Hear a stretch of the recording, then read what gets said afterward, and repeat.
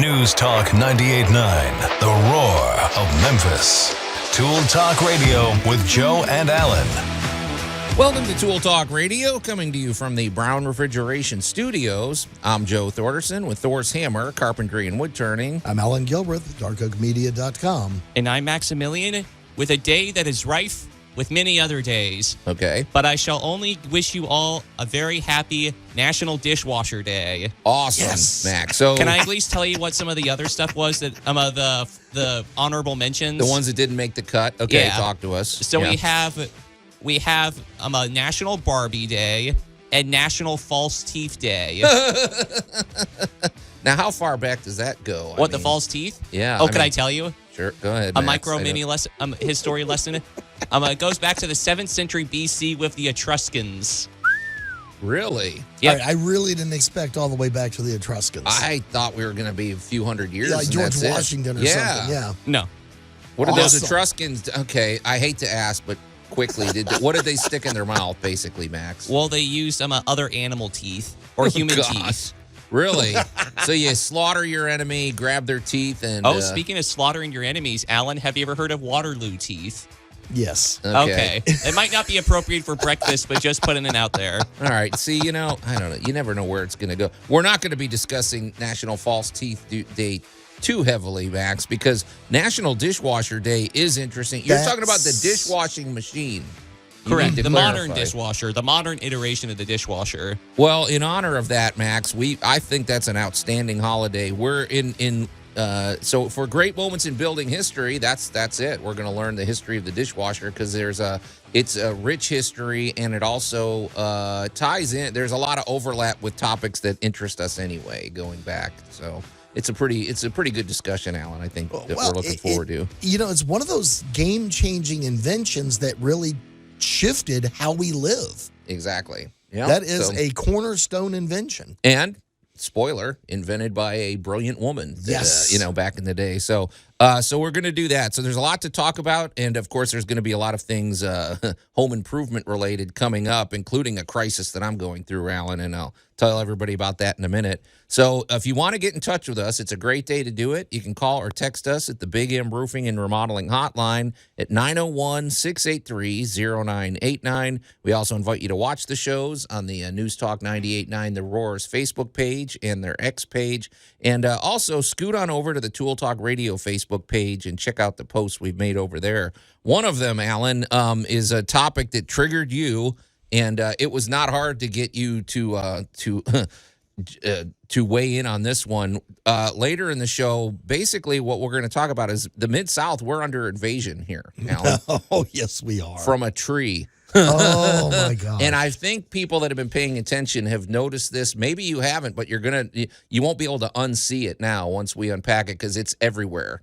And And the amount of people that have been victimized by this tree is legion. yeah, it's a pretty big deal. So we're gonna unpack that. Allan's Week in Review is actually Allan's Week in Review / 30 Years of Stupid.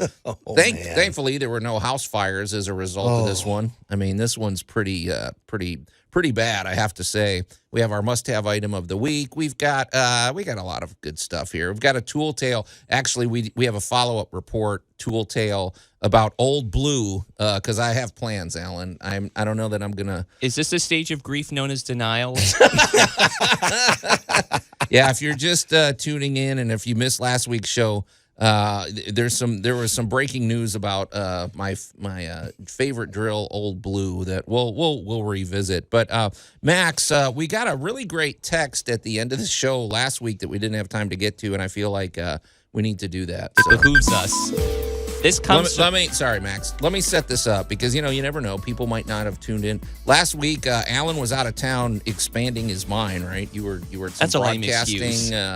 broadcasting seminar or something like that. Man, we did about a year of television production education in one day. Okay, there you go. It was Crash intense. course. It was awesome.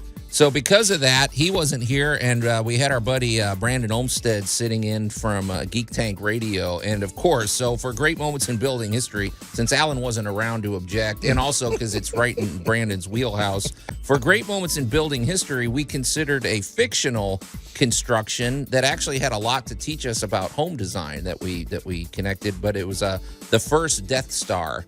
And so, Max, that's what this listener is responding to, right? We got into that discussion pretty hot and heavy. So. Correct. So this is from our buddy Nathan, who's a very avid texter over here at News Talk 98.9. And they said, "Good morning, gents.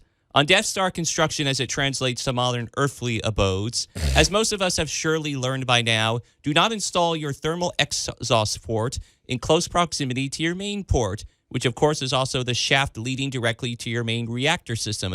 This would prove very much bad. With that said, if one must follow the Imperial design plan, at the very least, use an exhaust port significantly smaller than a Womp Rat, as it will be less vulnerable to torpedo attacks and perhaps fewer raccoon nests." Yeah, exactly. I mean, if you've got if basically one torpedo shot out by Luke Skywalker is going to take out your entire, battle station, there's definitely a design flaw there. And sorry, Nathan had another drop the mic moment. They said, "It's like I always say, an unexpected torpedo up the tailpipe will definitely deharmonize your feng shui." Okay, is that we're getting into some double? Okay, let's not probe too deeply on that one. But Nathan, that was pretty good. That was a good response, and he wasn't wrong. We talked about that, Allan, in our discussion of the Death Star and how it relates to home improvement. We said never fall in love with a bad idea. If there's we've seen that. We have seen people that they are just determined to have that one feature that is going to cause them years of pain and heartache and, I have about devastation 30 to of their those home. right now. We could just do the rest of the show on that one topic. Exactly. Believe me. So Wow. Nathan, thanks for that. We appreciate that. We appreciate you weighing in on that. And that's the kind of text we like. Pretty good stuff. But we got a lot of mileage out of that discussion, I have to say, with the Death Star. So, hey, Allan, so I'm going to do this. I wanted to get your opinion. So basically last week, I made a pretty sad announcement. I was using, so folks, if you don't know, if you're new to Tool Talk Radio, I have a beloved drill that I've had. I calculated, I think I've had Old Blue for about 27 years because I remember the period when I bought, the first project I used Old Blue. It's just a basic plug-in drill, but he's got great torque. It's very, and it went from being just a drill that I had laying in the toolbox to really he became so reliable and so dependent. And I mean, he's seen some battle. He's fallen off a 20-foot roof. He had a brick wall fall on him, and it severed the cord. I had to splice it back together. But Allan, Old Blue went up in flames about a week ago, and I more or less resigned myself to the fact that I think Old Blue is finished. But after calculating and after showing you the remains, you think there's a chance we could resurrect Old Blue, right? I think, considering where you saw the flame, right. I think what and we're not kidding, flames were coming out of this cord. So. I think what you have here is a bad case of arc. Okay. So I am assuming, now this is, the only really way to test this with that type of unit is to go ahead and replace the wiring. Okay. Yeah, because if the plug motors sound, if I could it rewire. may have another 20 years left in him. Yeah. All right. One, these units were really designed to get used constantly. Right. Not like a lot of the modern tools. A lot of the modern tools use them for an hour or two. Yeah. If the battery lasts that long, they will burn out. Right. So an old warhorse, may need a second chance. So the saga of Old Blue continues. He may be coming back to life if Allan can help me Frankenstein this baby back together. Yeah. So we'll keep you posted in the weeks ahead. But Allan, this is going to be good. As we said, Memphis is under invasion from a tree, and we're going to discuss it when we come back here on Tool Talk Radio. Tool Talk Radio with Joe and Allan. What is the most inspiring thing I ever said to you? Don't be an idiot. Changed my life. Whenever I'm about to do something, I think, would an idiot do that? And if they would, I do not do that thing. News Talk 98.9, the roar of Memphis. I don't know. I mean, you shouldn't narrow your options. Just keep an open mind. You know, who knows what results you might get. Anyway, welcome back to Tool Talk Radio, coming to you from the Brown Refrigeration Studios. I'm Joe Thorderson with Thor's Hammer, Carpentry and Wood Turning. Here with my buddy Allan Gilbreth from darkoakmedia.com and our pal Max over there behind the glass. It's a great day to call or text us at the Big M Roofing and Remodeling Hotline at 901-683-0989. Among other things, we've got some interesting topics on the table. And plus, there's some, I don't know, there's a lot of different, never mind, just call us, okay? I don't want to unpack the whole show again. Allan, though, this is interesting. I texted you the other day with a picture and a question, and it definitely triggered you. So let's discuss this, my friend. Okay, Max, I thought you had something. Sorry, the mouse was acting wonky. It's one of those wireless ones. This is becoming a problem. I point the finger. There's about a 2-second delay. He kills the drama at the moment. But okay, Allan. So here's I don't think any. Okay, maybe you haven't noticed this. I don't know. But once we discuss this, folks, you are going to notice this everywhere. So I had to do a little. I had to make some trips the other day, Allan. I had to go to Mississippi. I went down to Hernando. I drove through Shelby Farms. I drove all over. I was on the road for like a good 3 hours the other day. And as I was driving in Mississippi and here in the Memphis area, there is a tree that I don't remember seeing a whole lot of before. It's basically it's not a bad looking tree. It's a tree with white. Is it white leaves or is it white flowers or something? But I'm like, okay, what is this? The hot new trendy tree? But then I was seeing it in forested areas. I'm seeing it everywhere, and now I'm like, okay, this almost feels like I don't know, Invasion of the Body Snatchers or some. What is going on, and what are these white trees? Where did they come from, and what do they mean and for our future? And what ills do they portend? Yeah. Well, so what is this, Allan? Let's harken back to its we're going to call it its spiritual cousin. Okay. Of back around 1860 to 1880, a few World's Fairs, we got introduced to a vine guaranteed to save your land from erosion. Guess what it was called? I bet it's called kudzu. It was called kudzu. You know what? It was a terrible idea. I never heard of kudzu till I moved to the Mid-South, and then you can't escape it. Cannot Especially if escape you go to this Mississippi. stuff. It's everywhere. All right. Well, it was a well-meaning idea because where it was from, there are other equally aggressive plants that would help keep it in check. So with that exact same idea, let's go over to southern China and Vietnam. And there was a tree over there called the calorie pear. And the calorie pear is kind of renowned because it is extremely fast growing, and it's a fruit wood. So if you're into barbecuing or stuff like that and you need a fast-growing tree, they're fabulous. Oh, that's what. Okay, because you do see some things that grow much faster than others. Okay, all right, now let's go to landscaping in your favorite era of all time, Joe. The 70s. And growing up in the 70s was kind of fun, but we got a lot of aftermath. In terms of home improvement, it was a dark era. All right, so now with a little finagling, every landscaper on the planet now had a fast-growing, blooming fruit tree that actually doesn't really produce a lot of fruit.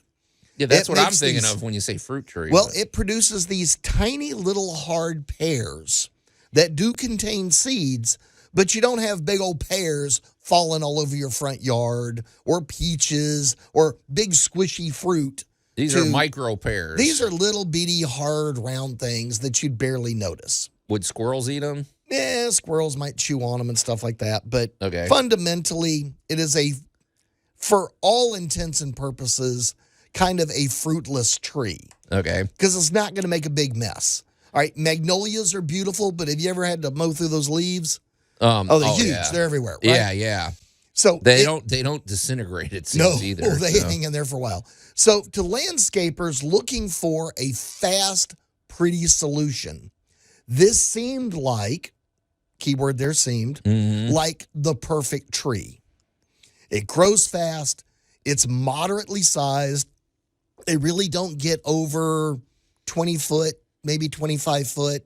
Yeah. They're not. It's not like a big giant oak. They're not going to take over your. Yeah. All right, here's your problem. It's a really fast growing tree from an aggressive environment, which means it's brittle. So we get these nice, good mid-south winds and storms, and your pretty Bradford pear starts getting snapped apart like a stack of matchsticks. And because they were a moderately sized tree, they got planted close to the building. Oh, so and they're now like, don't worry, this thing's now not you got going to. limbs falling on your building. They're falling over in your courtyard. The other problem is if you get close enough to one of these babies, they stink. They do not smell What do they good. smell like? Are they worse than the durian? No. That's a fruit that will like drive you off a bus. Yeah. No, it is unpleasant. It is a bit kind of like an old fish market after it's been closed. It's a little bit. It's really. It's not a pleasant. This thing ain't roses. Why would people want that? Or maybe. It's pretty. It grew fast. It looks good in the brochure to get you to buy the property or move in or whatever. But now it's 40, 50 years later, and much like its spiritual cousin kudzu, we have discovered that, well, it's not really fruitless. And birds and stuff do eat the seeds and drop them everywhere. And this thing is now cropping up all over the place. Well, I like I say, I was driving by Shelby Farms, and in fact, the picture that I posted there, folks, is from Shelby Farms, and it's like, okay, there was a row. I mean, it was just they're everywhere. I'm like, so obviously, it's not like they went and planted them because I know that's kind of a wild forest. Well, we planted them everywhere back in the 70s, and now it went. You missed a few spots. Let me show you how to fill that in. It is now considered an invasive species. Some states are even considering outlawing the tree. Most HOAs have learned don't let one of these in your neighborhood. And if you've got one, and this is a true story, a friend of the show had one of these things in her backyard, and we went and we cut it down. Yeah. And it promptly restarted growing. Said, I mean, like immediately. Said, hold my beer. Oh, yeah. It was kind of like, oh, yeah. You thought I had branches before. Is it like a hydra? You cut it one head off and the other one? Gosh. You got 9 more branches. Okay, here's my concern, Alan, because here's the thing. So I did notice these everywhere, and we have about almost an acre of property, and across the street, there's one of these trees in a neighbor's yard, and I'm like, okay, it was never there before. I don't remember ever seeing it there, but how come? Okay, I guess what I want to make sure you're saying these things took 40 years to grow, or why are we seeing them all of a sudden? It's the spread. There's kind of a point where when you drove through a neighborhood 30, 40 years ago, there were these cute, lovely little trees, and you drove by and you went, well, isn't that tree lovely? It bloomed all pretty and white. Right. But now 20, 30 years on, as the seeds have been scattered and distributed, now you're seeing them in every green space. You're seeing them in empty lots. And they've been growing there for 5 to 10 years. And they're just now reaching that I'm really eye-catching stage. Yeah. Because in a couple of weeks, all the blooms will be gone, and there'll just be another green tree. That's what I wonder, because the bloom, we had a dogwood tree. I think it was a dogwood tree. It was really pretty, but it bloomed with white blooms, but it was for literally 2 weeks, and then it was gone. And that was it. And then it's done. And then it's just But this is sticking around. So yeah. Well, yeah, but the problem is right now, while they're so visible, you can see so plainly how invasive this plant has become. It's almost the new privet. Yeah, I'm just wondering what we do about it. I mean, and you're saying that I guess I'm just picturing birds could grab some of these seeds, and then maybe they drop one in my yard, and then suddenly I gotta. Well, I mean, all right, you've got a large lot, and you are not the world's greatest gardener. No. So if you ignored that back corner, you could have a 4 or 5 foot tree back there within a year or two. Yeah, that's what I'm keeping an eye. So I mean, is this to the point where they? I guess what do? They just, if you have one of these, you cut it down. Do you kill the roots? I personally despise these things. Yeah. They're not a good tree. They're gonna break. They're going to cause you problems. So I know it's pretty for a couple of weeks, but it's not worth the pain. Is it when the blooms go away, does it stop smelling like fish? Yeah, it stops smelling kind of funky. So All right. it just turns into a green tree, but it's brittle and it will break. Okay, we might have so that's out on the table too. The Bradford Pear, the evil invasive tree. It looks friendly, but don't be fooled, folks. Yeah, So kudzu look nice too in the pot. you're listening to Tool Talk Radio. We're going to take a quick break, and we'll be right back. Tool Talk Radio with Joe and Allan. Dying. Tickles. News Talk 98.9, the roar of Memphis. Well, there is that, I guess. In the right circumstances, Ralphie isn't wrong. Thanks, Max. That's a weird one. And welcome back to Tool Talk Radio, coming to you from the Brown Refrigeration Studios. I'm Joe Thorderson with Thor's Hammer, Carpentry and Wood Turning. Here with my buddy Allan Gilbreth from darkoakmedia.com and the disturbed Max over there behind the glass. That's how the Bradford Pear feels when you're trying to exterminate it. I guess so. You can call or text us at the Big M Roofing and Remodeling Hotline at 901-683-0989. It's a great day to do it, folks, because I am sure that if you've been listening to the show, we've been discussing this invasive species that I think if you start paying attention, you're going to see it everywhere. Yes. It's a pretty cool looking tree. It's a white tree. It's just sitting there. It's about, I don't know, generally about 25 feet tall. And you're like, if you're like me, you're going, I don't remember seeing this many of these trees before. And they're everywhere. And Allan is explaining to us that this is actually an invasive species. So we're going to talk about we're going to round out our conversation about that in just a minute of what you can do if you're confronting an invasion of Bradford pears at your property. Before we do that, though, I don't know if this falls into his into something that he has to deal with. But our good buddy Larry Brown from Brown Refrigeration, I feel like he'd have a handle on. Well, I don't. He lives out there. He's got a pretty big property too. I wonder if he's dealing with these. So. He might be. But one thing he deals with, because you said these Bradford pears don't smell very good. No. So if ever there was a time you needed a top-notch HVAC system and clean air coming into your home, this is the time to do it, especially if the Bradford pears are lurking outside. But no, our pal, when it comes to your home, there's fewer things more important than the HVAC system in your home. It's not just controlling, obviously, the warm and cold air. It is controlling the humidity. It is conditioning the air. It's all about having the latest technology so that it's running efficiently and less expensive. These older units, Allan, it costs more money to run those. Your utility bill, see it every month. The newer, the newer units with Train and the Remy Halo system, they're efficient. They basically pay for themselves over the years. And your HVAC system, it's really important to have a company that is rock solid, that has been here forever, that is always up on the cutting edge of technology, and that answers their phones. That's important. You want a company like Brown Refrigeration. They have a solid business culture. They've been, as we said, they've been at the cutting edge with their Train systems, and we just love the work that they do. So if you have any HVAC needs, get in touch with them. You can call them directly at 901-362-1881 or go to their website, brownref.com. And Larry, if you're out there listening, you're overdue for a visit, so we got to get him back in. The guy works all the time.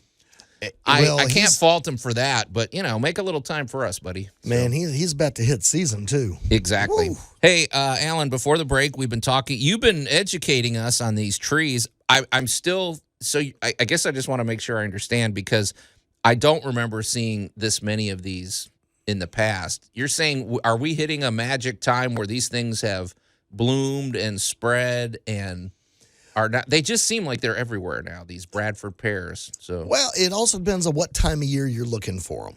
Well, sure. I run into them all the time because I work with commercial properties, and somebody 40 years ago may or may not have actually on purposely planted these things there, or, the tree came up and nobody paid any attention. It bloomed. It was pretty, and they left it. Yeah. Would you mind if I interject with a text related to this topic? Oh, please. Okay. Our buddy Keith said that they have a problem with another tree. Okay. There's a lot of quarreling trees these days. Okay. It says, I have a black locust on my back lot, and they are everywhere. Trying to bush hog them now, but have already had a fatality. And take a gander at these pics. Wait. A fatality? I hope he means a tree.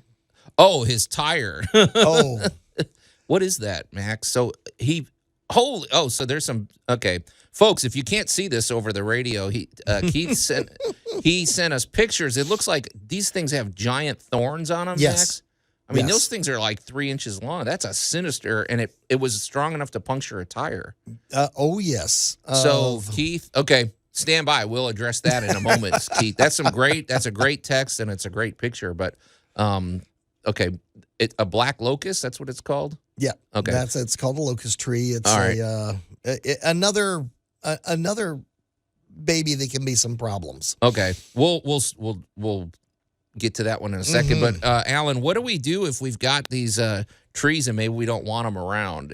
All right. Well, the problem is we're getting into storm season here pretty regular. Mm-hmm. They break.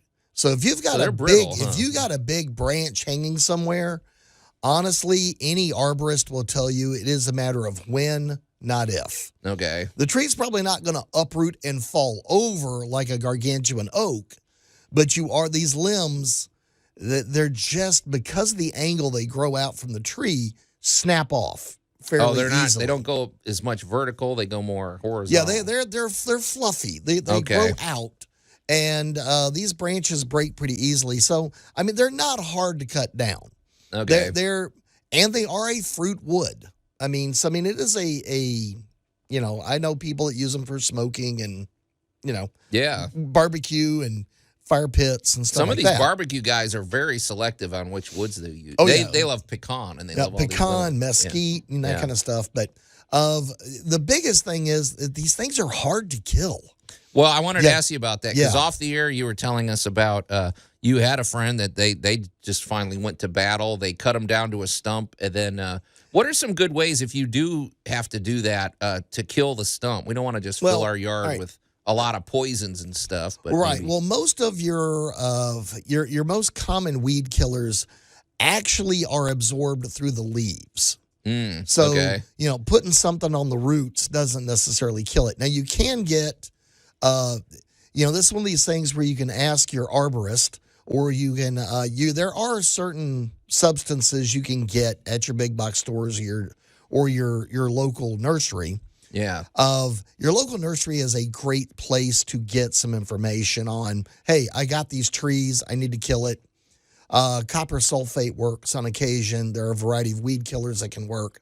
One old school trick that we used to do was take your spade bit Yeah. and drill you a hole down the center of the stump, and we'd fill that up with rock salt. Oh, there you go. That's kind of biblical. I think they mentioned that in the Bible. Kind of but, yeah. and So take a big, maybe get a 2-inch bit, put a big nice hole, drill way into that, and then I'm sure because that's some- not going to kill anything. I'm sure some that's not gonna- arborist is going to fuss at me about that, but you put a lot of salt down all winter long to keep your driveway clean. Your yard survives.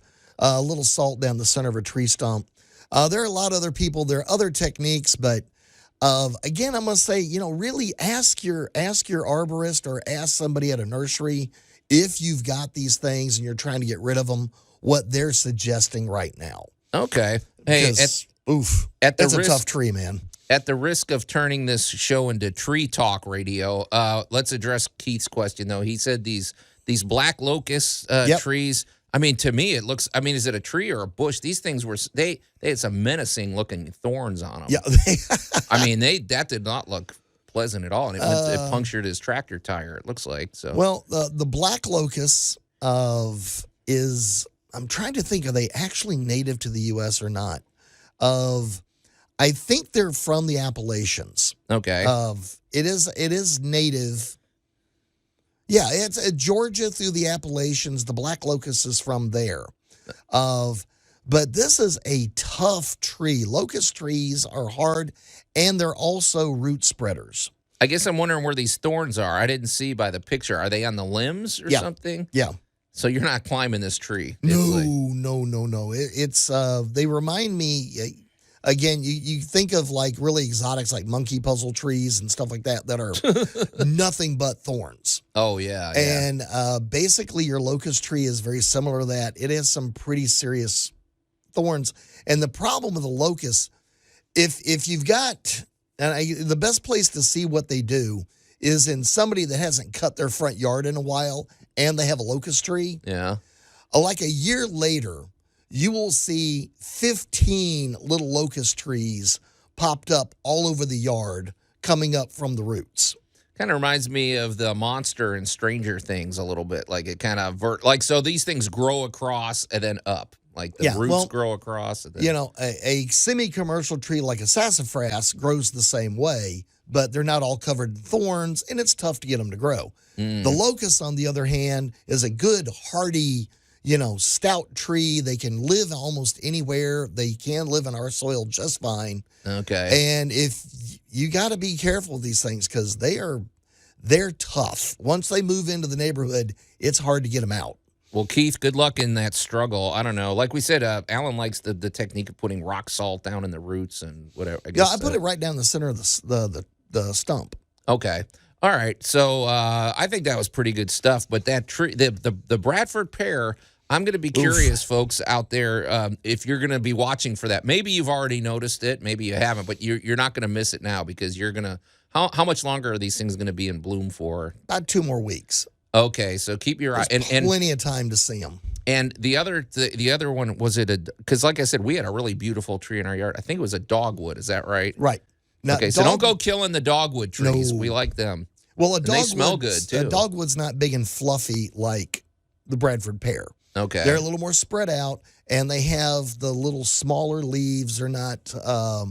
They're not as prodigious as a Bradford Pear. Prodigious. That's a pretty good word. Yeah. Okay. All right. So pretty good stuff there, Allan. This is going to be interesting though because when we come back from the break, we've got Allan's Week in Review. Really is crossing over with the 30 years of stupid story, and luckily nobody was electrocuted, nobody died, but it would have been just a matter of time. So we'll unpack that when we come back here on Tool Talk Radio. Tool Talk Radio with Joe and Allan. Good news, everyone! I'm in terrible pain. News Talk 98.9, the roar of Memphis. There's a real negative bent to Max's rejoinders today. Max, are you in a... It's schadenfreude. I love a little bit of good sadism. Okay. I mean, we're talking about people's yards being overrun with horrible trees and whatever. All right, Max, good for you. And welcome back to Tool Talk Radio, coming to you from the Brown Refrigeration Studios. I'm Joe Thorderson with Thor's Hammer, Carpentry and Wood Turning, here with my buddy Allan Gilbreth from darkoakmedia.com and the sadistic Max over there behind the glass. You can call or text us at the Big M Roofing and Remodeling Hotline at 901-683-0989. We've already had a couple pretty good texts this morning, so we'd love to hear from you, and especially, if you got any questions about home improvement or comments or maybe things you're struggling, battles you're facing in your challenges. I have one myself, Allan. I'm going to put it out there probably shortly here about a sink clog that is just I'm flummoxed. I'm not going to let it beat me, but it's getting close. So. We can beat it. Okay, but Allan, this is going to be pretty interesting. Ooh, looks like a loose nail. 1 out of 25 ain't bad. You don't have any code violations, do you? Nope. How many times do we have to teach you this lesson, old man? What do you think of the house that Love built? Oh, shoot. I haven't heard the old 30 years of stupid lead in for a while, but Allan, this is your week in review, you've been on a pretty good roll recently, as I recall. Your weeks in review have been pretty, you're building things, you're fixing things, you're doing whatever. And wonderful and mudding this week, and though, taping and turned a corner. Landscaping and no, this week, man, it's like suddenly they went, we've missed Allan's dun dun dun music. So I get a call and a bedroom has no power. Okay. No power. So I get out there with a friend of mine that is a honest to goodness, electrician, licensed the whole bit. Right. And we go through the attic. We go through every socket we can find. Wait. Surely you went to the fuse box first, right? And you're like, we started at the breaker. We went in the attic. We've been, and we cannot figure out why this bedroom is dark. Because the big giveaway was the color of the wires changed. Oh, wait, where did they change? Well, and that's the point. We're tracing the home run down, and it's, one type of wire, one color from X years ago. And we're following and tracking, and we're looking, and finally, it's a relatively new homeowner. And, of course, she looks at us and goes, well, I think the previous owner made some changes, like moved a wall, did some changes. And we're like, oh, no. So, out to the truck I go. I come back with the endoscope. Yes, I own an endoscope. What is an endoscope? An endoscope is that little thing where you can drill a hole in a wall and stick it in there and go take and look around. Isn't that also it's a spy camera? Isn't that also like what they use for like human endoscopes? Yeah, of look, course, I didn't Max. ask you where you got yours. It's got a light; it can see things. Sorry, I'm still rearing from National Sword Swallowers Day, which talked all about the endoscope as well. Well, I thought I'd bring the endoscope up for you. Well, so thank you. We drilled a hole in the wall. We were kind of like, all right, so here we are. That's a pretty handy tool, though. I mean, you can start looking around with all the technology at our advice. Here I am with, a brand new endoscope. And what am I doing? I'm walking around tapping on the walls. Yeah. And my buddy is on the other side of the wall listening as we tap. And what were you listening for? Because this is, people may wonder, what are you doing? Well, when you hit a stud, there's a different tap. It's very solid. Mm-hmm. And as you move away from the stud, it gets more hollow sounding. And in between the studs, because they should be on 16-inch centers. In theory. Yeah. Well, in theory, as we all know that's not always true, but it's close enough. And in this case, they were. On one, right in the dead center of the room, right behind all the decorative wallpaper stuff, there's a solid sounding spot. And we both went, okay, they didn't do this. Please tell us they didn't do this. So we drilled a hole, dropped the endoscope down in it, and sure enough, sheetrocked over in the wall was a box. Okay. So now, break out the saw, we're cutting a hole, and lo and behold, in the wall was a junction box hidden under the sheetrock, and I cannot stress how against code that is. Okay, explain, because I think, people know what a junction box is, but I should say, just for kicks, Alan, so, a junction box is where your wall sockets are, or your light switch. However, there are junction boxes. You may have looked around your house and seen where it's just a solid plate that goes over it because you're not plugging or using it for anything. But sometimes they just say, well, we don't want to look at that, so we're going to bury it in the wall. But yeah, that's exactly what he did. Oh, and this is a pretty good size one. You showed me a picture. So. Well, this was the one controlling everything in the room. So this is the one that came in and full of wires. It's full of wire nuts. It's just got stuff rather flying. Than put it up in the attic or someplace visible where it needs to be visible, because your wire junctions, and when I say by wire junctions, that's where the pile of wires goes and the wire nuts are. Right. And if something comes loose or something gets old or the plastic cracks, then you have a wire, what we like to say, go to ground. Oh, yeah. And that's where, basically, like your drill. Like old blue went to ground. Blue over here. Flames came out. Exactly. Well, you said that, too. And then the other thing I'm thinking of is, what if you say, hey, you know what? On this wall, I'm going to mount one of these big, widescreen TVs, and you drill a hole or whatever, and you hit a live wires. Well, you would have hit. Thank goodness it had a metal plate on it.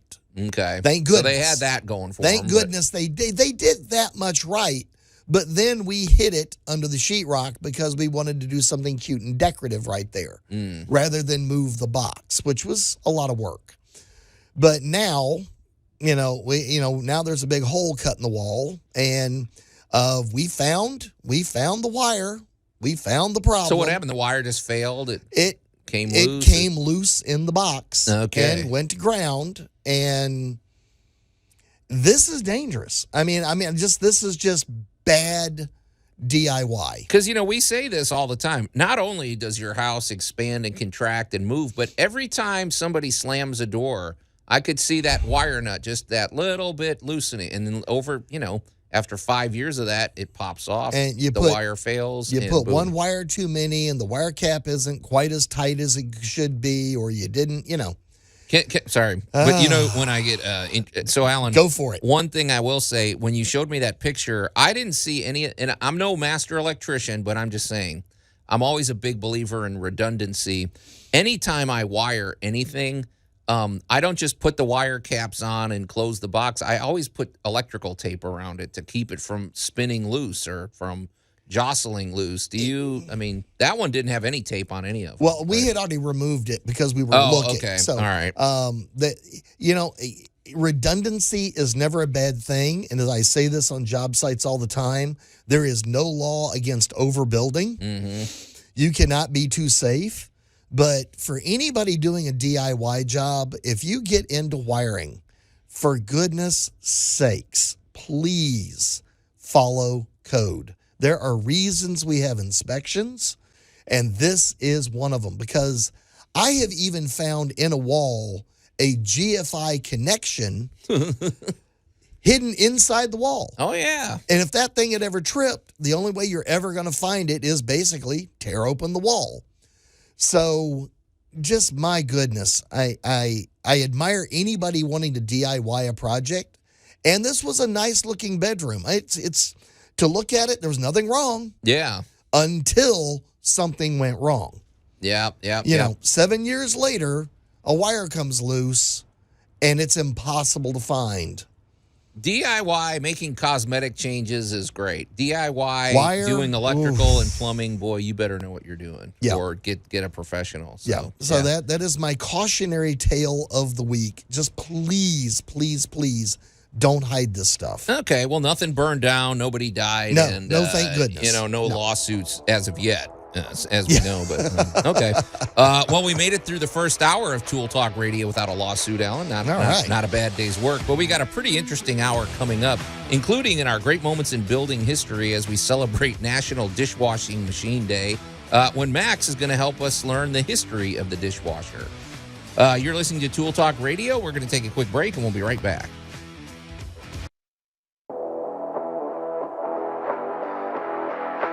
News Talk 98.9, the roar of Memphis.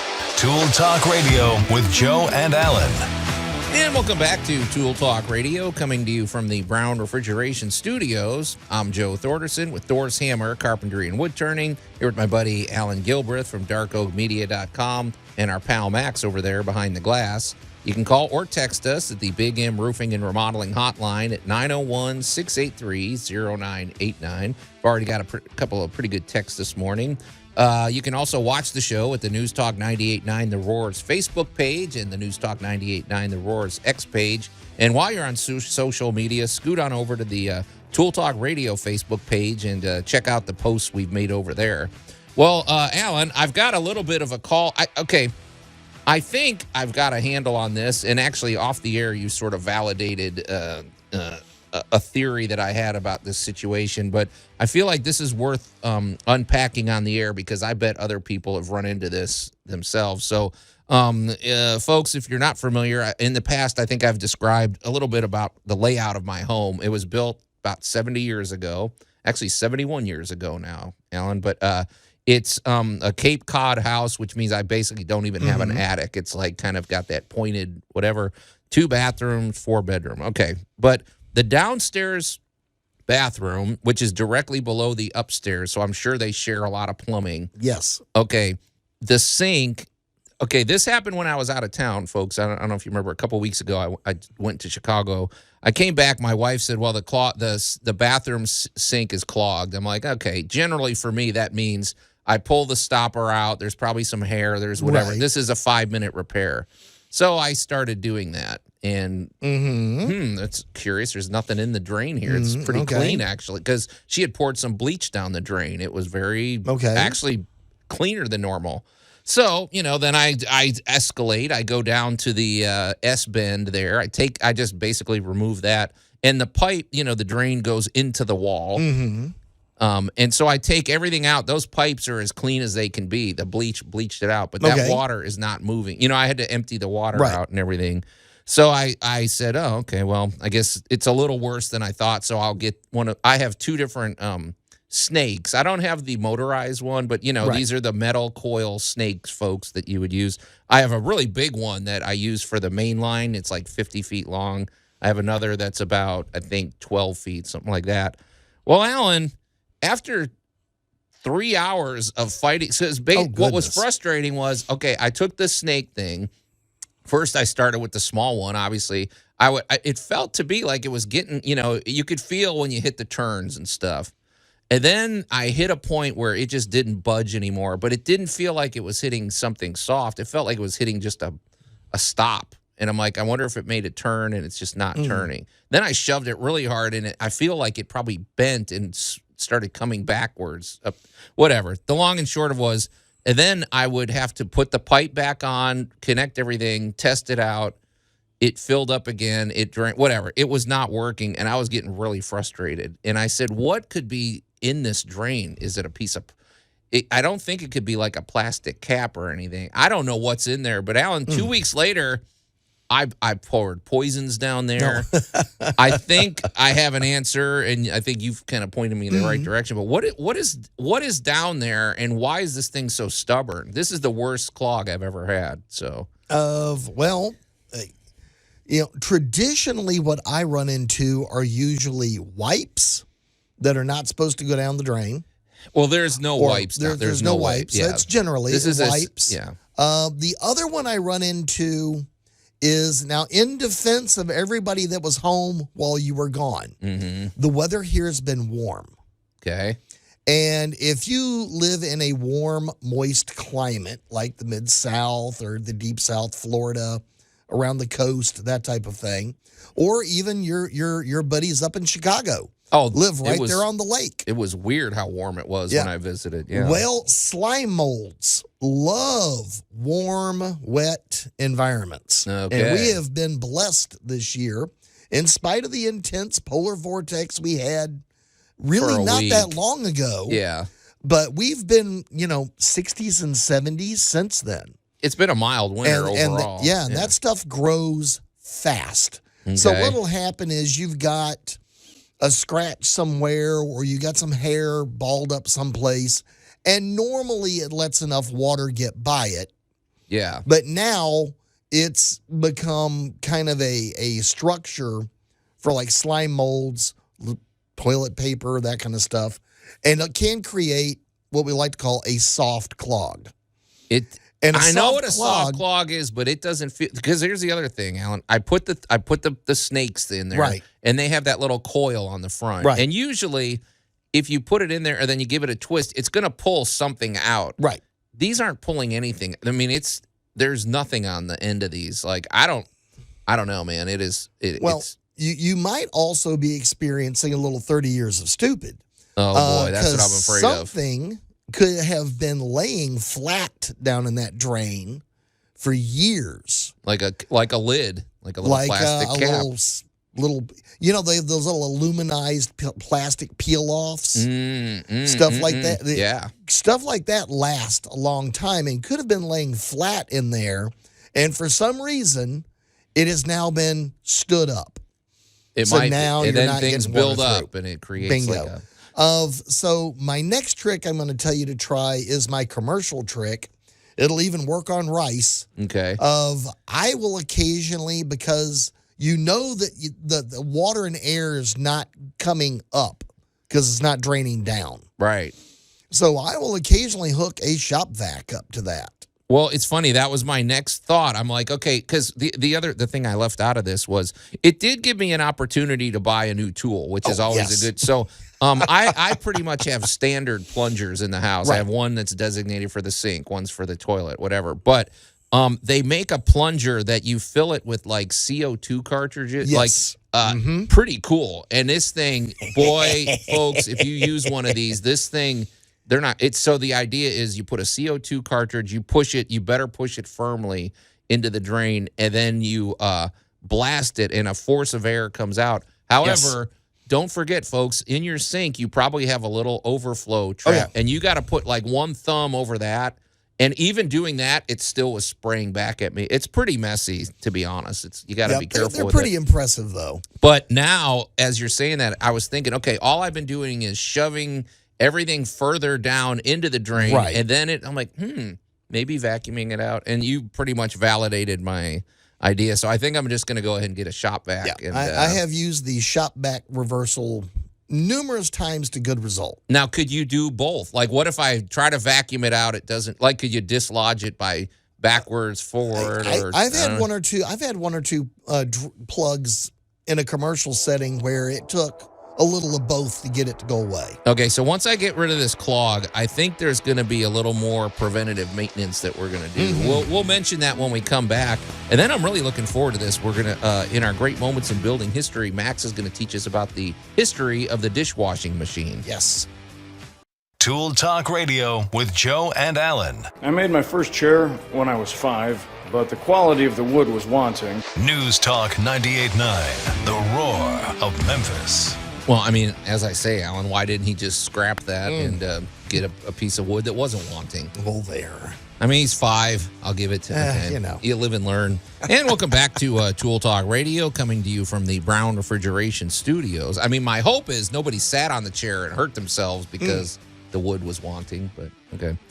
If you make a chair, use good wood. Let's just put it that way. No splinters. Exactly. I'm Joe Thorderson with Thor's Hammer, Carpentry, and Wood Turning, here with my buddy Allan Gilbreth from darkoakmedia.com and our pal Max over there behind the glass. You can call or text us at the Big M Roofing and Remodeling Hotline at 901-683-0989. It's a good day to do it, too. There's some pretty interesting topics on the table. Also, hey, this is going to be fun. You know, right after the show today, tell me if I'm correct about this, Max. I guess they're going to jump right into Tiger Sports, and Jeff Brightwell is going to be doing the pregame and everything. That is correct. So, okay. So while we got him in the house, because I'm looking over, I see him in the control room. He's there. We're going to bring Jeff Brightwell on. We like to do a little crossover when we can.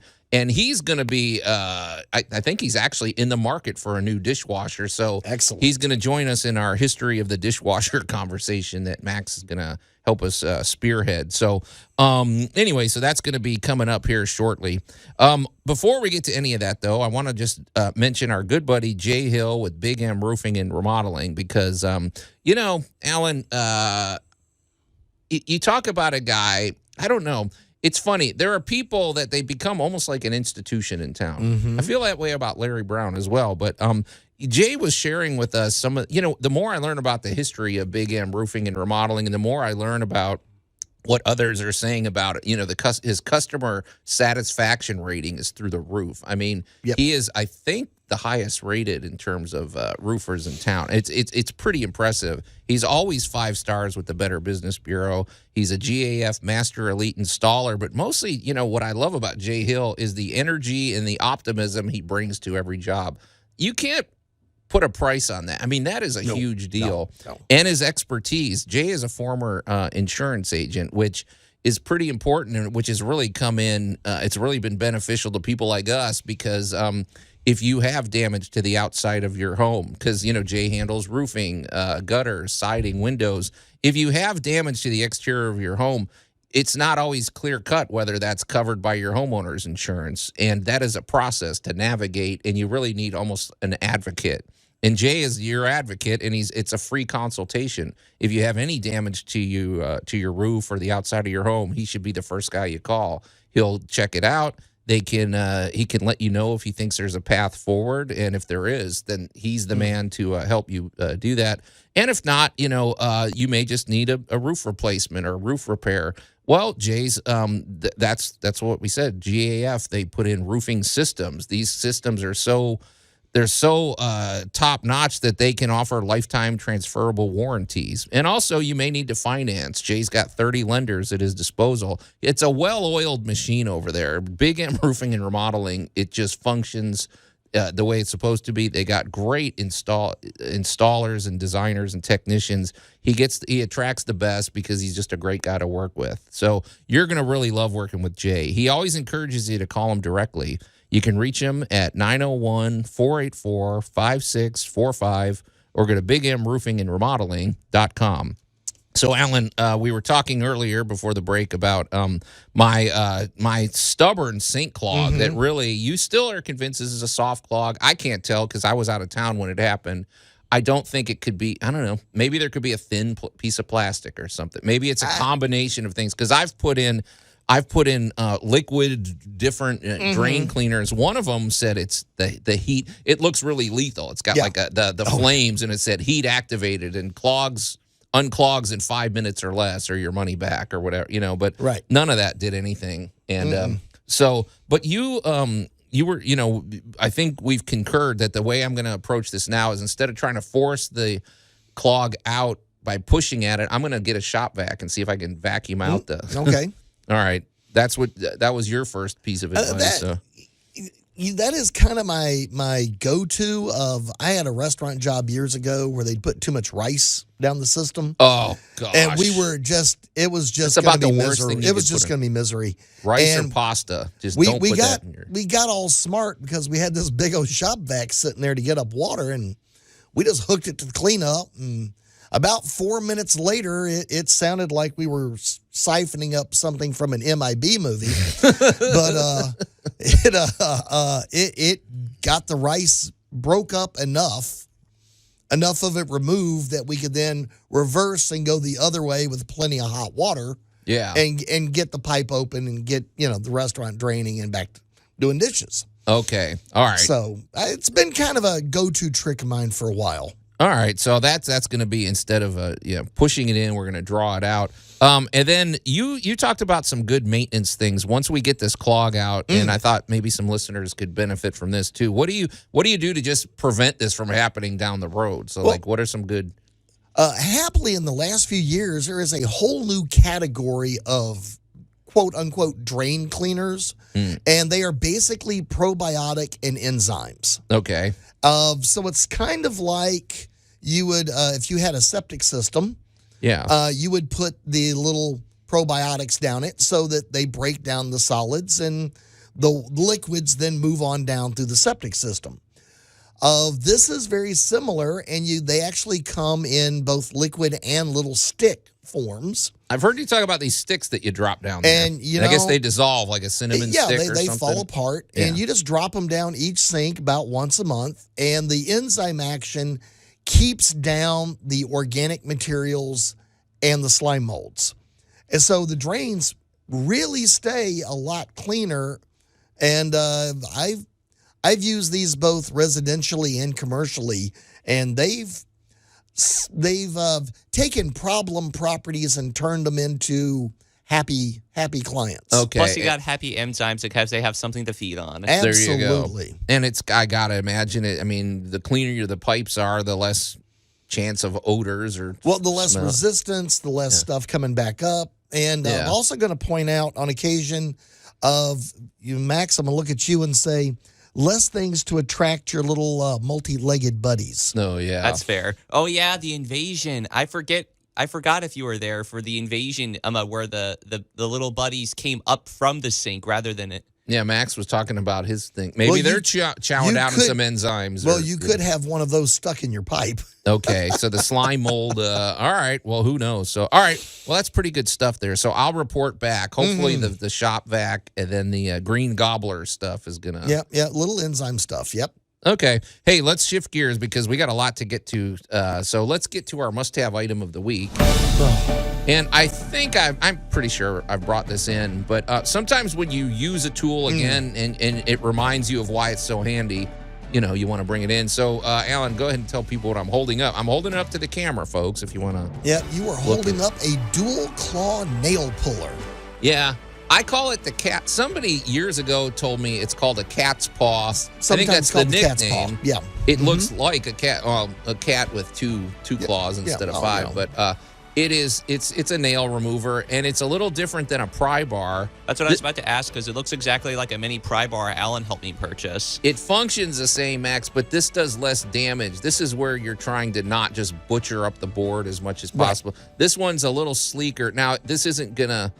It's kind of a challenge to get out like a big, 16 penny nail or something. But this is good for your smaller nails. And I use these a lot when it's a piece of wood trim. Mm-hmm. A little trick I do is, folks, if you can imagine a pry bar, this is just good advice anyway. But if you ever use a pry bar and it's on some wood that you don't necessarily want to butcher up, you put a little thin, 1/4-inch piece of plywood or some type of little wood block behind it where it disperses the pressure. So when you're pulling it out, for one thing, it gives you more leverage, but also it keeps it from leaving a big dent in the side of the wood trim or something. But this is one of those tools I love too, because if you look at the back here, you can see where I've smacked it several times with a hammer. And I don't know, I love tools that more or less you don't have to baby them. No, you know the ones I mean? This is one, if I'm on a 20-foot ladder and I'll chuck it and hit the ground. I don't care. It's not going to break. So it's like. I will freely confess to having about 900 more uses for that than just pulling nails. What do you got? Because I don't just do that either, but yeah. I use it to wedge space. And because basically it's just a chunk of metal, it makes the world's greatest prop. So if you've got something really heavy, I was just working on a door this week. Boom, the bottom of a door, yeah. Honestly, that was the perfect height to have the door off the ground to line up the hinges. Yeah, because this is probably just over a 1/2 inch wide. And when you need that door, because doors are heavy to hang, so you stick this at the end of the door, it keeps it supported, and then you can get the hinges attached. Yeah, I literally dropped it right in the center of the floor, slid the door up on it, stood it up, and everybody looked at me and goes, how did you know that was going to line up? And I was like, I didn't, but I'm happy it did. It's a pretty good guess, though. I mean, it is a pretty safe bet. So. It's a nice style. Well, they're all standard 1/2 inch wide, so it's really, it's just a solid chunk of metal that you can really get in there and abuse if you have to. And I always love tools that seem very primal and don't seem like, this isn't going to change anytime soon. No. This is basically, it serves its purpose. So if it ain't broke, don't fix it. Yep. But I've seen bigger versions though. This is more, I'd say this one's probably about 8 or 9 inches long. This could go in your holster or your tool belt or something. So, but and the cat's paw nail remover is basically what I call it. So, okay. Well, that's our must-have item of the week. I'm really looking forward. Now, Max is going to be spearheading a discussion when we come back for our great moments in building history. Since it's the holiday of the invention of the dishwasher, we're going to learn all about its history. And we're going to be joined by our buddy Jeff Brightwell. You're listening to Tool Talk Radio. We're going to take a quick break, and we'll be right back. Tool Talk Radio with Joe and Allan. Hey, Nelson, he's really hurt. I think he broke his leg. I said, ha! News Talk 98.9, the roar of Memphis. Yeah, he did his duty, so real morbid rejoinders today, Max. Okay. I don't know what your problem is. Anyway, welcome back to Tool Talk Radio, coming to you from the Brown Refrigeration Studios. I'm Joe Thorderson with Doors Hammer, Carpentry and Wood Turning. Here with my buddy Allan Gilbreth from darkoakmedia.com. The disturbed Max over there behind the glass. And joining us for the first time on Tool Talk Radio, our good buddy Jeff Brightwell. Jeff, you wear many hats around here, but we always associate you, obviously, with your work with the Tigers and stuff. So you got pregame coming up right after the show. You're sitting in the studio next to us, and we're like, okay, let's rope him in. Let's get old Brightwell over here. So absolutely, good to be real quick. Speaking of his rejoins, it's amazing how long The Simpsons has been on. I remember in high school, I graduated in 91, late 80s, and at that point, that cartoon was the cartoon that the teachers told you, you don't need to watch that. It's bad influence. Which means every kid's going to watch it. So, exactly. So if you want to chime in and talk to Jeff Brightwell, this is your chance to do it. Or text him a bunch of Simpsons memes here at the text line. You can get in touch with us at the Big M Roofing and Remodeling Hotline at 901-683-0989. But Jeff, you're a homeowner. We're all homeowners here. In fact, you're a pretty savvy businessman. You just paid off your home. Right. I'm not even close to paying mine off, but that's got to be a good feeling. Yeah, I got to the back end of, you could kind of see the light at the end of the tunnel from the mortgage. Right. And I was just like, I just want to get this. I'm sick of having the deposit go out, the automatic payment and all that every month. So, yeah. Fortunately, I was fortunate to have the means. So I just, Jim Shoemaker, a good friend of ours here, I kind of talked to him a little bit, and I was like, I just want to get rid of it. Yeah, tune in on Saturdays. You learn a lot. You hopefully have some fun. You get to listen to the Tigers and everything. And it's kind of a family. It's a network of, good ideas over here. So with that in mind, too, I thought you said that you might be in the market for a dishwasher. So that's very fortuitous. Max, didn't tell us again what the holiday is today that we celebrate. Oh. Great moments in building history. All right, today is National Dishwasher Day, and you did indeed step on my intro. Sorry, it's been very sloppy here, Jeff. It's freewheeling live radio. All right, but Max, it is dishwasher. That is because Max is always alerting us to what the holidays are, and this is actually a very interesting history. Oh yeah, it actually goes way back to about 170 years. Interesting enough. But first, before we talk about the main lady of the hour, I'd like to talk about a man by the name of Joel Houghton, who in 1850 invented the first primitive dishwasher. That's kind of the caveat, is like he didn't invent the modern dishwasher. He invented like the first basic mechanism, but where the problem lied was that he used scrubbers instead of water pressure. And that's pretty much like the equivalent of how I heard it, is imagine putting your dishwashers through a car wash. Yeah, you put all your fine china, you put all your stuff. Yeah, it's kind of like the Flintstones approach to dishwashing, right? So, okay. Exactly. And then a man named by the name of L.A. Alexander perfected it, but not so much. It's more about how the machine was powered that he perfected it, rather than the means by which it was cleaned. This brings us all the way to a woman by the name of Josephine Cochrane, who in 1858 married a wealthy merchant and became a socialite. And so one of the most annoying things for her was she didn't have to do it herself, but was washing dishes. Yeah. And so she was really upset with all her servants chipping her fine china, because it was like all the way from the 1600s. And so she's like, I'll just do it myself. Well, she broke her own plates, and she's like, you know what? If I can't do it, if they can't do it, I'm just going to get a machine to do it for me. So wait, I just want to understand why you would break so many. Okay, Jeff, you wash dishes by hand, right? Are you shattering your? No.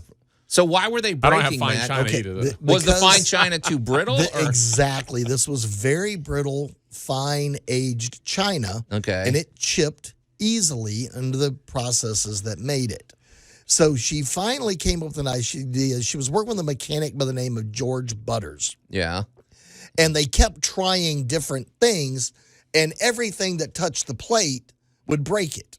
Were they approaching it with the scrubber? Like, we're going to just do a better scrubber? They were throwing every idea against the wall they could, and she finally came up with the idea of just letting water run over it, and eventually it got the dish clean. Okay. And that began the process. And I'm going to cue Max. Yeah. And I will say, too, that one fascinating thing about Josephine Cochrane is that she wasn't an inventor herself, but she knew when to consult the right resources. And what's interesting is she actually did come from a good engineering pedigree, because her father, by the name of John Garris, was a civil engineer who supervised a number of mills in the Ohio River area in Illinois. And her great-grandfather was a man by the name of John Fitch, who invented the first steamboat. And I also want to say something about Josephine, because as we've seen in the past, we've seen this all over Hollywood. We see it everywhere. She told her husband, who, this guy had some money, and said, has anybody really come up with a good machine to wash dishes? And he said, I think it was something along the lines of, that's a really silly idea. Who would want that invention? Yeah. And how many times have we heard that through history? You've got servants. You're not even thinking about it unless you're chipping your china. Yeah, we've heard so many people, so many quote-unquote experts say that it's a terrible idea until, so. But, Max, there was something interesting that happened with Josephine, right? Because she went from, this became almost a necessity for her to do this invention, right? Well, exactly, because her husband actually passed away. And so she had to have another source of income other than her, because, once the wealth is gone from her husband and everything, then she's, high and dry and everything out on the streets. And so she had to invent it by necessity. She had to either do this or she was gone. Yeah, she would have had to get a job. But back in the day too, I mean, in the factory. So Jeff, this is interesting. They said that back in the day, because she had the concept, she had an idea, but she needed people to help her with the actual execution of this. Well, they were all men, and she's a widower. And back in these days, we're talking the late 1800s. There was propriety. You couldn't just have a bunch of men coming over to your house. So they actually met in secret. And it's like, the neighbors might have, if they seen anything, been scandalized. But they were inventing. They were building things. They just got a chaperone to come over, make sure there was no hanky-panky in this dishwasher discussion. But like you said, but Max, okay, we're getting up close to the late 1800s. Was electricity in widespread use yet, or was this still a pretty new thing? Because it was coming to the forefront. However, this also brings us to a very pivotal event. Okay. That her dishwasher actually debuted at the 1893 World's Fair in Chicago. Boom. And we've talked about that a lot on Tool Talk. That is if you want an interesting rabbit hole to go down, go watch any documentary you can find about the 1893 World's Fair. There were so many things that we use today that come out of it. Shredded wheat. the first Ferris wheel, the whole, but a lot of water to get shredded wheat off when it dries under the bowl. Yeah, well, because Max, the first dishwasher, I thought it worked. It worked great. You could wash like 200 dishes in 5 minutes, but it was expensive. What was it? What did it cost? It was about $3,000. It was about $3,000 by modern equivalent. Yeah, it was like 200 something. But how many households can afford that back then? Yeah. Back in the day, it was actually hotels and restaurants that sought her machine. Right. So she debuted it at the World's Fair, and because there were, how many inventions came out of that? Oh my gosh, that was amazing. But then we get to fast forward a little bit to 1924, and you get to meet Mr. William Livens. Okay. And he came up with the idea of the home dishwasher. So was this going to make it more effective and cheaper to produce? It had to be small enough to go in your house. You weren't, the average home was not doing 200 dishes at a time. Right. They were more like, the average family, which was, somewhere between 2 and 6 people. Mm-hmm. Yeah. That's some dishes, but it's not 200 plates worth at a shot. Right. And electricity didn't become a real big part of it until we got closer to World War II. And to be honest, dishwashers really weren't a thing until everybody came home from the war. Because that's when the big push towards the Eisenhower system, cars, highways, and suburban home ownership. And we were all looking to the future. Oh, yeah. I thought you were going to tell me they were too busy making babies coming home from the war to the do the dishes. Yeah. Well, the baby boomers can attest to some of that. Welcome to boom. And by the 70s, the dishwasher has become a pivotal. And what people don't realize about the dishwasher is basically it's a little autoclave. What do you mean? Basically, what's an autoclave? An autoclave is a medical device that kills bacteria. Mm. And now your dishwasher removes so much more grease and residual organics that our dishes are cleaner now than they were throughout almost all of human history. Gotcha. So I was going to add something too that's actually particularly interesting is we needed time for the dishwasher to actually be accommodated inside the home itself because of the fact that we didn't have the ability to, with all the hot water and the drainage of the water, the homes pre-World War II were actually ill fit for the job. Yeah, the plumbing probably wasn't set up that way. We literally had to invent our houses around this new invention. Yeah, that's true. Leave cabinet space. Yeah, because, that's high pressure. It's dirty water that's going to be coming out of it and everything, and you got to dispose of it. So, but Max, I would love to know what what became of Josephine Cochran, because I hope she benefited from it. She seems like a pretty interesting lady, right? We'll explore that after the break. Okay, cool. Yeah, because it's always cool. And I mean, she was up against it back in those days. You know, I hate to say it, there weren't as the women didn't have as many shots, but she stood tough. She got the job done and brought us a great modern convenience. So we're going to continue talking about that when we come back here on Tool Talk Radio. We're going to take a quick break and we'll be right back. Tool Talk Radio with Joe and Allan. Are you aware that your bathroom faucet is leaking? Are you kidding me? I just stuffed a sock in it yesterday. What else do they want me to do? News Talk 98.9, the roar of Memphis. I mean, that's a valid repair idea, Allan, but I bet you he stuck it in the drain, not the water feed. And he's not the brightest bulb in the drawer. Anyway, welcome back to in the drawer. That's not okay. Whatever. And welcome back to Tool Talk Radio, coming to you from the Brown Refrigeration Studios. I'm Joe Thorderson with Thor's Hammer, Carpentry and Wood Turning. Here with my buddy Allan Gilbreth from darkoakmedia.com, our pal Max over there behind the glass. And joining us in the conversation, our buddy Jeff Brightwell, who there's a game coming up right after Tool Talk. I mean, pregame starts. So Who are we playing today? FAU, the rematch with FAU, be a big one. Florida Atlantic University. So what are the implications of this? What do we need to do? If we win, well, I know we need to win, but if you win, you end up you should be able to lock up. I believe I have to go look. There's some games tomorrow. A top 4 finish, which means you get a bye. You actually get a double bye in the tournament now that we've got 14 teams in the league. So okay, interesting. You know, I gotta be honest, Jeff. I have trouble making sense of college sports brackets and stuff like that. It's. I mean, you have one bad game and suddenly all your fortunes change or something, right? It's a cruel world. It's a cruel world, yeah. And Jeff's right in the middle of it. Right. So stay tuned. He's going to be talking about that. Well, Max, before the break, we were in our great moments in building history. Since it is National Dishwashing Machine Day, it's a holiday. Allan's going to go home and celebrate by washing some dishes, I guess. But, you were talking about Josephine Cochran, the inventor of the dishwasher. And ironically, Jeff Brightwell's in the market for a dishwasher. But what happened to good old Josephine? Well, Josephine Cochran originally founded the Garris Cochran Manufacturing in the 1890s, eventually became the Cochran's Crescent Washing Machine Co. in 97. And, they were... twister. Yeah, exactly. I'm struggling there right there.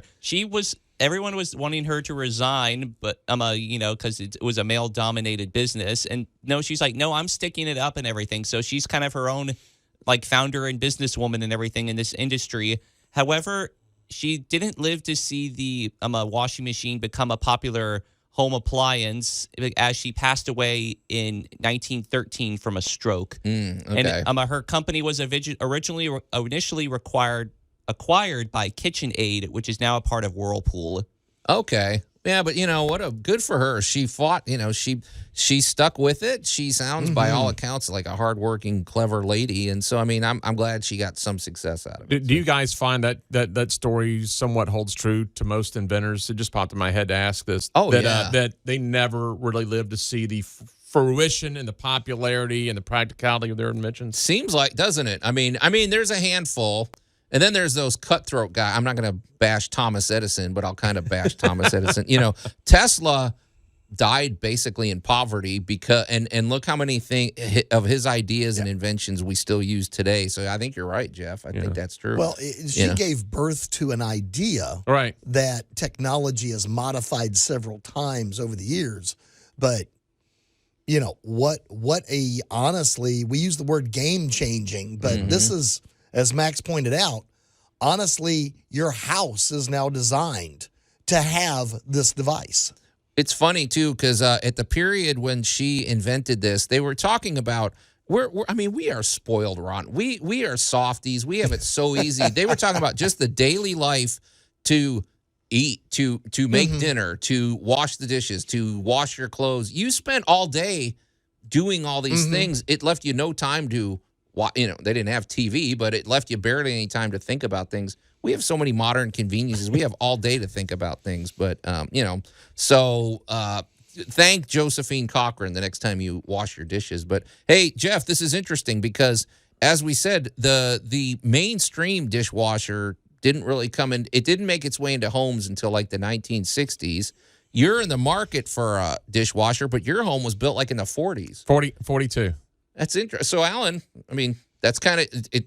Are we going to have to shoot? I mean, they didn't have an open space in the cabinet for a dishwasher, right? Everything's got to be retrofit. I don't think that was originally an open space for the dishwasher. In fact, when I replaced it a couple years ago, I was going to want new countertops, so we just saw through the countertop. But it's a tight squeeze if I get a new one. Okay, so what's your criteria? I mean, you're a bachelor, so you don't inexpensive that will fit in that hole is my criteria.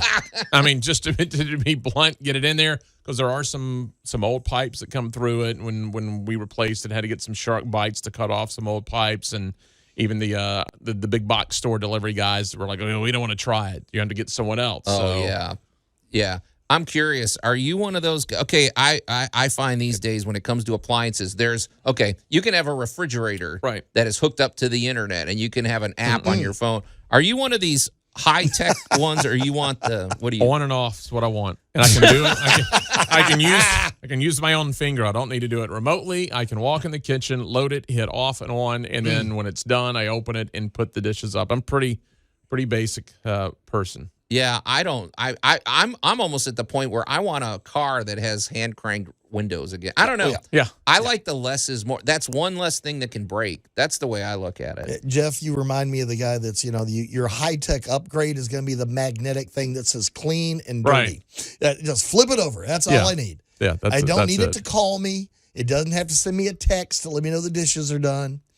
I have a friend who I accuse her appliances of being ridiculously too happy about their jobs. What does that mean? When the washing machine is done, it like sings a song. When like the dryer is done, it is like Douglas Adams' Hitchhiker Guide happy. I thought it was good. Does it like play Handel's Messiah? You're just like, all right, look, dude, you should not be that excited about wrapping up your year. Well, and the reason I want the expense, I mean, I'm looking for a new dishwasher is it's inexpensive enough that in my mind, and I'm gonna call your guy, Allan, is the repair worth it, or should I just buy another dishwasher that costs a couple $100 from the big box store? Yeah. Rather than what's this repair? Because it's just stuck on a cycle somewhere. I've turned it on and off. I've unplugged it and replugged it. I'm not going to try to pull that thing out of its slot by myself, and who knows what will happen. I can't see spending money on a repair for a dishwasher. Well, it's one of those things that, it's just the inconvenience of replacing the dishwasher. Dishwashers are not like unplug the microwave, throw it in the trash, and go get a new microwave for... Oh, I just put it down on the curb. Someone will pick it up. Yeah. That's what I did with the old one. Oh, yeah. A dishwasher is literally installing and uninstalling. It's not so much the expense of the dishwasher as the aggravation of all of the plumbing and that type of stuff that goes into it. Thing about an older house like mine, there's no getting access to the back unless you take the entire thing out. So there's no, it's like, and I don't know of a modern house if you have access to get to the back through a panel. Yeah, but this slide one, them in, you're going to have to take the out. entire thing out. So I'm like, what's going to be the cost effectiveness? Should I just buy a new one? Yeah, that's always the challenge. Well, it depends on how old it is. It's not very old. Yeah. So, if it's just a board, that's why you need to call somebody that knows appliances. Yeah. If it's just a board and it's going to be $50-$100, it's going to be worth it to fix it. All right. The minute you get into more complex stuff, it's probably cheaper to just because you're rolling the dice in an older house when you go to the big box store of like, I'm going to roll the dice, and I brought my tape measure. I think this is going to fit through the slot, but if it doesn't, then I've got installers at my house with the dishwasher that won't go in. And check the height. Check every little height, too, because how many times have we seen that where it's off by a half inch, but that may as well be a mile. I always make sure. Well, not always. I've only done it once. I'm like, that have adjustable legs just in case. Oh, You've learned. Yeah, because they should have adjustable legs and everything. Yeah, they got the leveling feet. So you want it in a level. Yeah. Because a lot of people don't realize how not level their house really is. In an older house, a 1942 house too, it's like I've kind of peeked back there one time when they pulled some stuff out, and I've seen under the house. I don't want to see that because it's got some age, and you're like, is that Is that solid? Is that supposed to look like that? They're like, yeah, you don't ever want to look at the guts of your house, I think. And I'll tell you one thing I learned, that when it comes to installing a dishwasher, it looks like it's going to take you 30 minutes and it's probably going to take you 5 hours. I don't know why. I mean, maybe not you, Allan, because I don't do it often enough, but all these little adjustments, all these different little things you got to finagle, and it looks simple, but it maybe isn't simple. Nothing's difficult. There's just 50 of them. Yeah. So it's all these little things. I don't understand why they've not streamlined it. A water hose and an electrical plug-in. No. I don't want to do wires and stuff. And a drain. Right. There we and go. A drain. Hey, guys, we got to get out of here. Jeff's got work to do, man. Thanks for Jeff. I guess we'll be listening to you momentarily. Thank you. But another episode of Tool Talk Radio is in the can. So on behalf of my buddy Allan Gilbreth and our pal Max over there behind the glass and the visiting Jeff Brightwell, I'm Joe Thorderson. Thanks for listening to Tool Talk Radio, and we'll see you next week.